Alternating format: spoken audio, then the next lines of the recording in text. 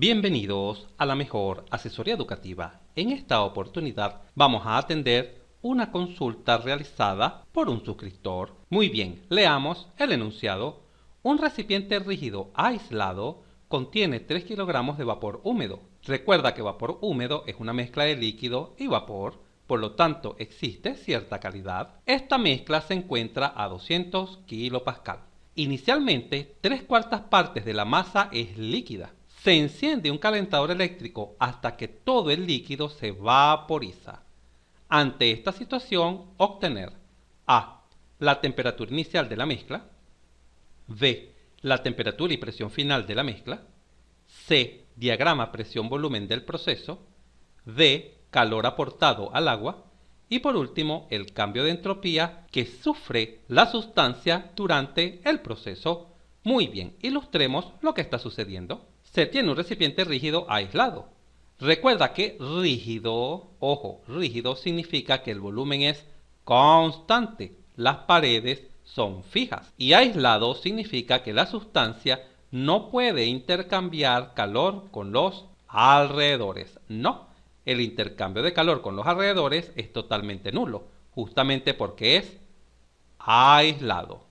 Claro, en este momento te preguntarás, pero profesor, el enunciado nos indica que se aporta calor a la sustancia, pero veamos cómo es el aporte de calor. El aporte de calor se realiza a través de un calentador eléctrico, el cual se encuentra dentro del recipiente rígido. Y por supuesto, al encenderlo, le aporta calor al agua en estado líquido, al punto que ésta comienza a cambiar de fase, es decir, transformarse de líquido a vapor. Ahora bien, el enunciado nos indica que la masa total de la sustancia es de 3 kilogramos y que 3/4 partes de la sustancia se encuentran en estado líquido, es decir, 2,25 kilogramos. Simplemente multiplicamos 3/4 por la masa total de la sustancia y lógicamente por diferencia obtenemos la masa de vapor. Es decir, si la masa total son 3 kilogramos y 2,25 kilogramos se encuentra en estado líquido, es porque la diferencia se encuentra en estado gaseoso, es decir, en forma de vapor de agua, 0,75 kilogramos. Y en este momento quizás te preguntes, pero profesor, en cuanto a la proporción, ¿por qué el vapor de agua que tiene menor masa, mira, el vapor de agua apenas es 0,75 kilogramos?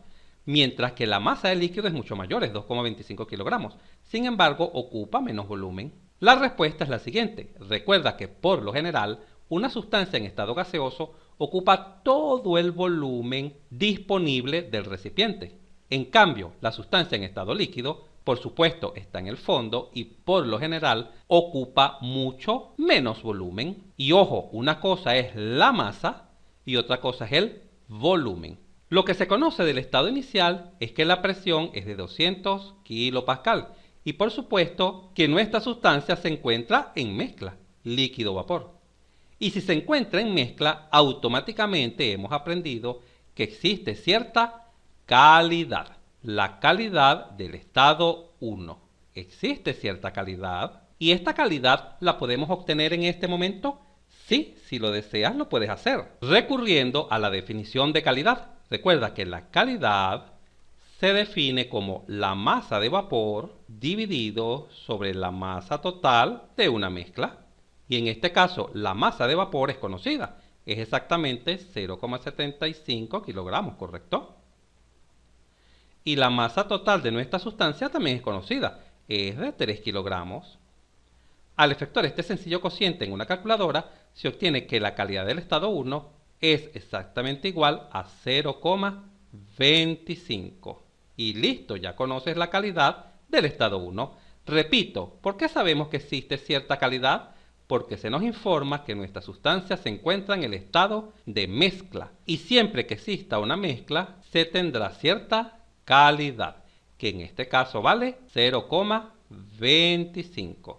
Por supuesto, este valor es totalmente adimensional, ya que kilo cancela con kilo. Genial. Ahora bien, para definir el estado 1, es decir, conocer su temperatura inicial, qué energía interna se tiene inicialmente y qué entropía se tiene inicialmente, se debe entender perfectamente lo que está sucediendo en el estado 1. Y por supuesto, para definir el estado 2, obsérvese acá, es decir, la temperatura final, presión final, energía interna final y entropía final, también debemos comprender perfectamente lo que está sucediendo en el proceso, que por supuesto este proceso es un proceso de calentamiento.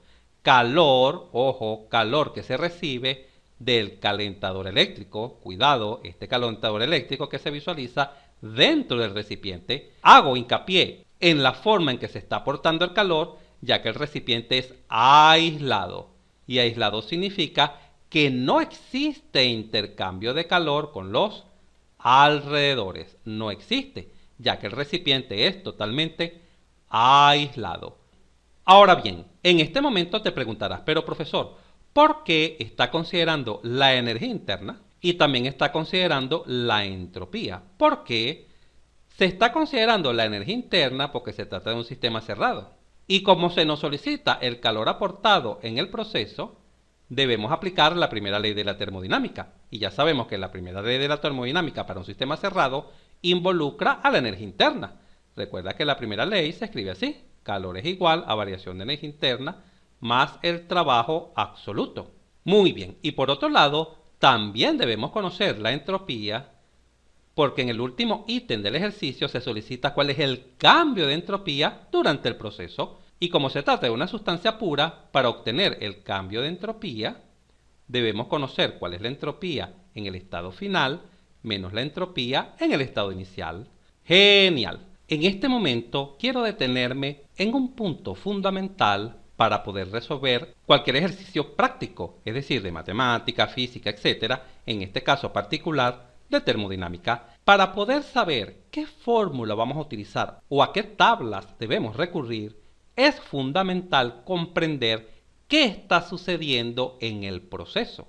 Por ello, esta primera parte del ejercicio la voy a dedicar a la comprensión absoluta de lo que está sucediendo. Y luego daré solución numérica al presente ejercicio. Pero si quieres aprender realmente a resolver cualquier ejercicio que enfrentes en una prueba, en un examen, en un taller, trabajo o exposición, es fundamental que comprendas perfectamente lo que está sucediendo en el proceso. Vamos a ello. Observa acá el detalle del proceso. ¿Qué está pasando? El agua líquida recibe calor y ¿qué va a suceder? Bueno, que simplemente el líquido comienza a pasar a la fase gaseosa, es decir, se convierte en vapor de agua, hasta que llega un momento que desaparece la última gota de líquido, quedando acá en el estado de vapor saturado. Recuerda que saturado se identifica con la letra G en las tablas termodinámicas y significa que acaba de desaparecer la última gota de agua. Eso es lo que significa. Y en este momento se apaga el calentador eléctrico, se apaga para que quede exactamente en este estado. Ahora bien, ¿qué crees que suceda? ¿La presión final será mayor o menor? Pues la presión final será mayor que la inicial, porque se ha aportado sustancia en estado gaseoso a un recipiente cuyo volumen no puede variar.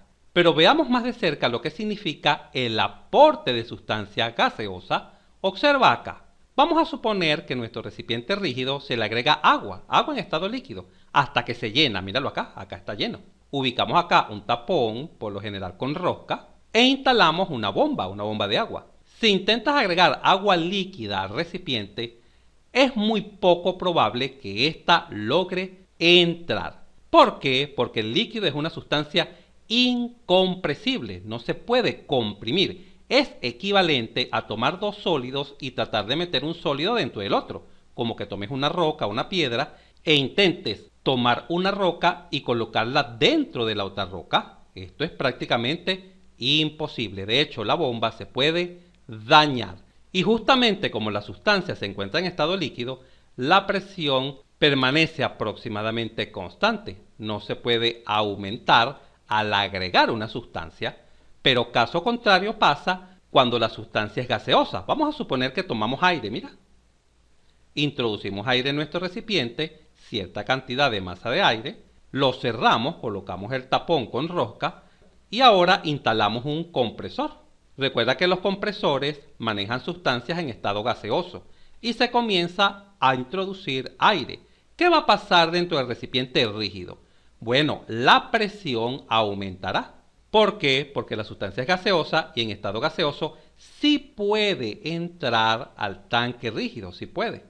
Pero ojo, si tenías una masa inicial de 2 kilogramos, por ejemplo, de aire, y comienzas a introducir más aire, ahora llegas a 4 kilogramos, y así sucesivamente a 6 kilogramos, aumentas la masa, la presión aumenta porque estás colocando mayor cantidad de sustancia en un mismo volumen, equivalente a una maleta de viaje. Si tienes una maleta de viaje, introduces ropa, pero llega un momento que esta cuesta cerrarla, evidentemente no puedes introducir más masa, es decir, más ropa, más pantalones, etcétera, o más objetos, porque llegará un momento que la maleta no cerrará. ¿Por qué? Porque esta ocupa un volumen fijo y será prácticamente imposible colocarle mayor sustancia. En conclusión, si la sustancia es gaseosa, sí puede aumentar la presión, porque los gases son sustancias compresibles. Y por supuesto, al aumentar la presión, aumenta la temperatura. Esto que te acabo de explicar acá con el aire es equivalente a lo que está sucediendo en el detalle del proceso, acá arriba. Vamos acá arriba. Es equivalente. ¿De dónde está saliendo la sustancia gaseosa? De acá, del líquido, de este líquido. Este líquido se está transformando en gas. Gas, que en este caso se llama vapor de agua. Por lo tanto, al introducir vapor de agua acá en este volumen fijo en el recipiente, pues por supuesto que la presión se incrementará.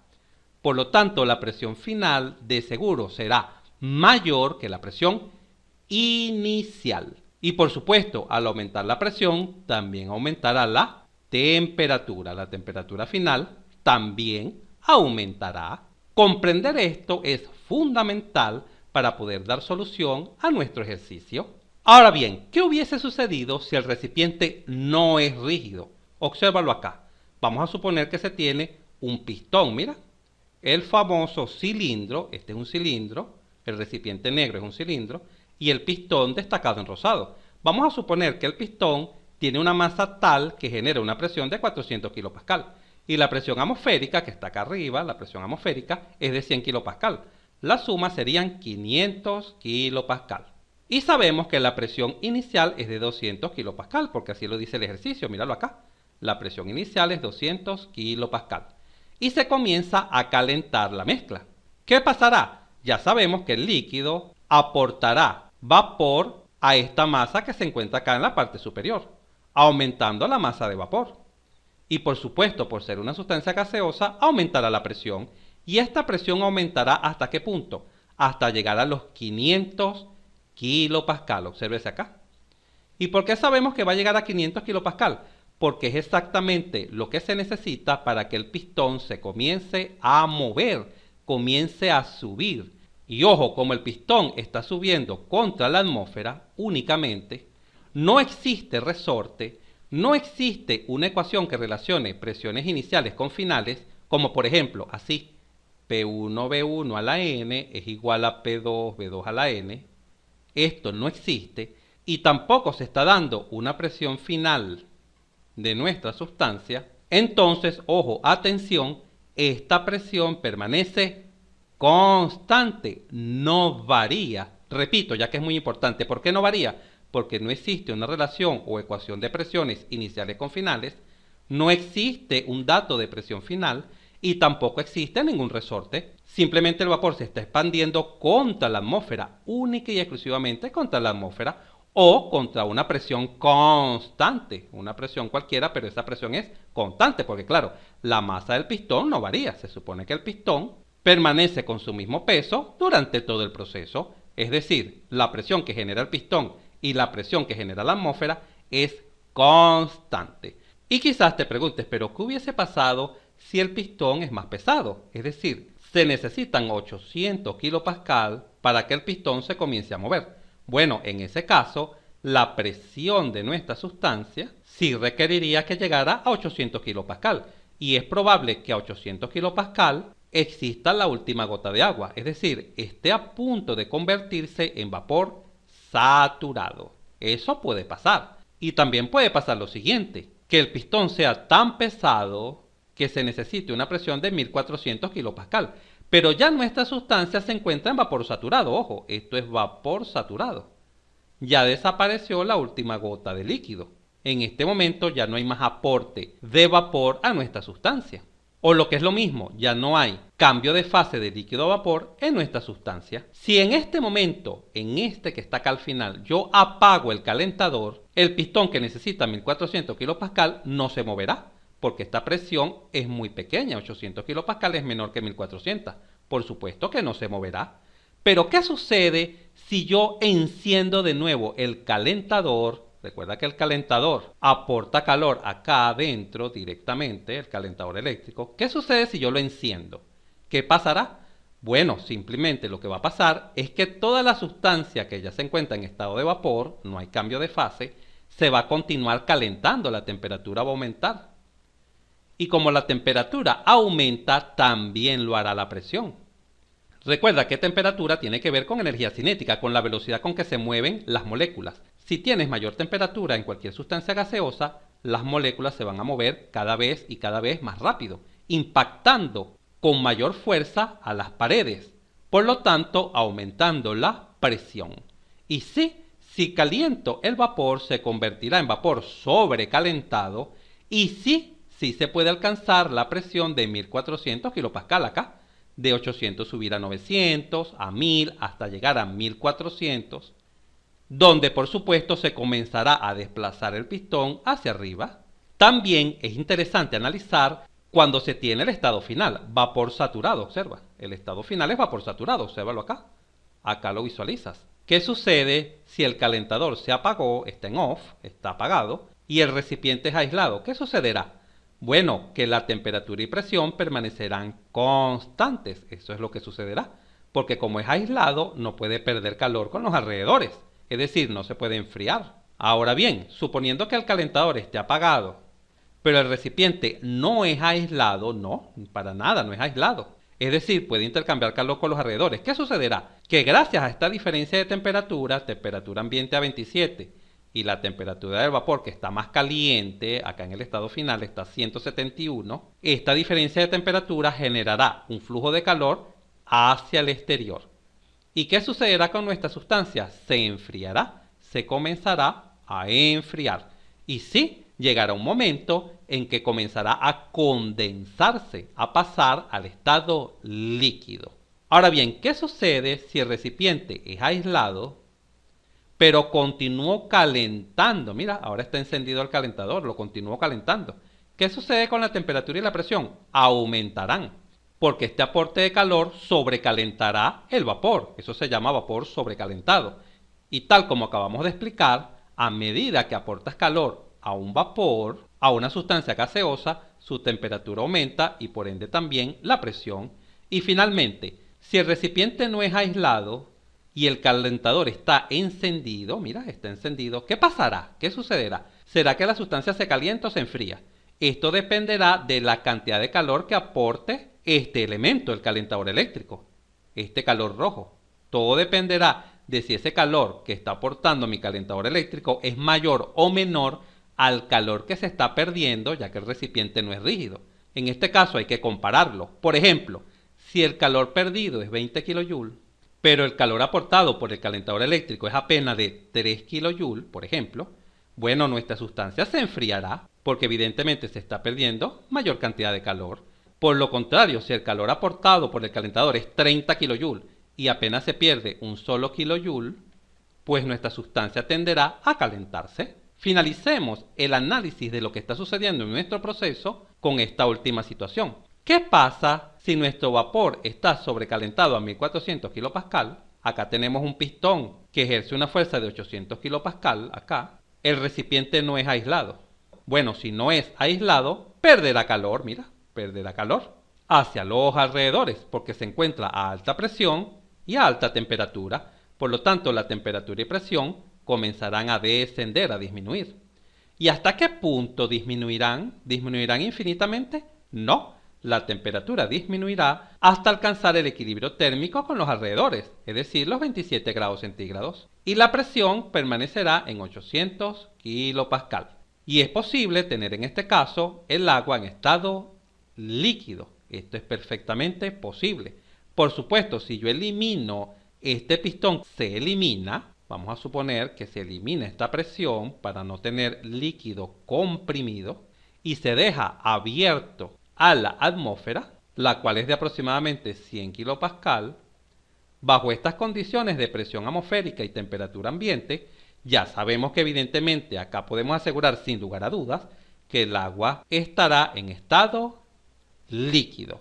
Excelente. Una vez que hemos comprendido perfectamente lo que está sucediendo en nuestro proceso y las posibles variantes que se pueden presentar en esta situación, comencemos a dar respuesta a nuestro ejercicio. Pero ojo, el detalle de la respuesta la desarrollaré en el siguiente video. Por eso te invito a no perderte nuestro próximo video, donde estaré desarrollando con lujo de detalles la solución del presente ejercicio. Pero nunca pierdas de vista que esta primera etapa de comprender perfectamente lo que está sucediendo te garantiza más de la mitad de la solución del ejercicio, porque sin lugar a dudas sabrás qué tablas vas a utilizar, a qué fórmulas debes recurrir para dar respuesta a este interesante ejercicio. ¡Hasta pronto!